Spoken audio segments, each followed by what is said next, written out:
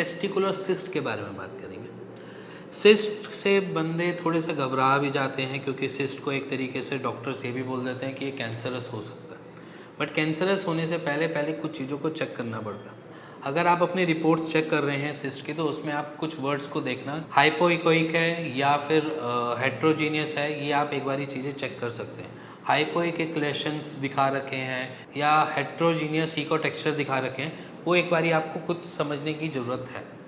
देखो, दोनों चीज़ें अलग अलग हैं। अगर हेट्रोजीनियस है तो वो कैंसरस हो सकते हैं, बट अगर सिर्फ हाइपोइकोइक लिखा हुआ है और वो सिर्फ हाइपोइकोइक लेशंस दिए हुए हैं, तो वो कैंसरस नहीं है, अभी बिनाइन है। मतलब कुछ ग्रोथ तो है, बट वो ग्रोथ इतनी नहीं है कि वो फैलने वाली है, मैलिग्नेंट नहीं है। मैलिग्नेंट अगर लिखा हुआ है तो वो कैंसरस है, ठीक है। तो वहाँ पर अगर आप देखोगे तो मैलिग्नेंट के आगे भी, या समझ लो कि हेट्रोजीनियस इकोटेक्चर के आगे भी क्वेश्चन मार्क फॉर्म जरूर किया होता है, या नहीं भी क्या होता तो वो हमेशा कहते हैं कि फर्दर स्टडीज़ के लिए आप आगे एक टेस्ट और करवाइए।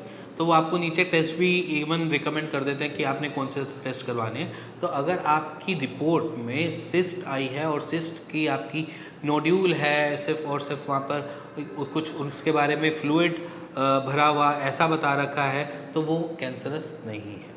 मैलिग्नेंट अलग आ जाता है। तो सिंपली अगर सिर्फ एक सिस्ट है तो समझ लेना कि एक वो टिश्यू की ग्रोथ है, जो ग्रोथ में भी शायद आपके ब्लड की वजह से हुआ है, क्योंकि वेरिकोसील के पेशेंट्स में हम देखते हैं कि नॉर्मल सिस्ट मिल जाती है।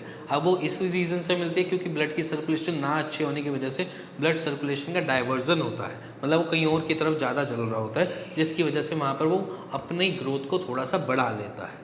और नॉर्मल सिस्ट में भी कोई ऐसा कुछ दिक्कत नहीं आती। हाँ, सिस्ट आपको पेन दे सकती है, ये क्वेश्चन ज़रूर होता है पेशेंट्स का कि सिस्ट जो है वो मेरे को पेन दे सकती है। तो सारी सिस्ट आपको पेन नहीं देती, सिंपल और क्लियर सी बात। बहुत रेयर मिलता है सिस्ट की वजह से आपको कभी पेन सफ़र करना पड़े, बट जहाँ तक है सिस्ट आपको पेन नहीं देती। उसके साथ अगर कोई और चीज़ डिटेक्ट हुई है, जैसे कि स्पर्मेटोसेल डिटेक्ट हुआ है या एपिडेमाइटिस डिटेक्ट हुआ है, तो वो आपको दर्द दे सकती है। बट इसके साथ साथ सिस्ट जो है वो बहुत रेयर चांसेस में मिलता है कि वो आपको पेन करती हो। और इसका ट्रीटमेंट क्या होना चाहिए?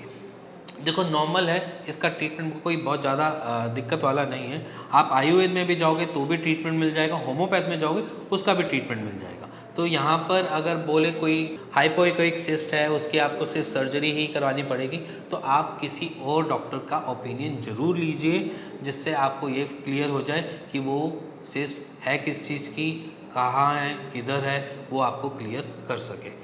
इसी के साथ अगर आपको कुछ जानना है, समझना है, या आपकी कोई सी रिपोर्ट में कुछ आपको लग रहा है कि ये चीज़ लिखी हुई है, तो भी आप नीचे दिए हुए नंबर पे मेरे को कॉल कर सकते हैं, अपनी रिपोर्ट शेयर कर सकते हैं और उसके बारे में पूछ सकते हैं। इसी के साथ मिलेंगे नेक्स्ट वीडियो के लिए, तब तक के लिए नमस्कार।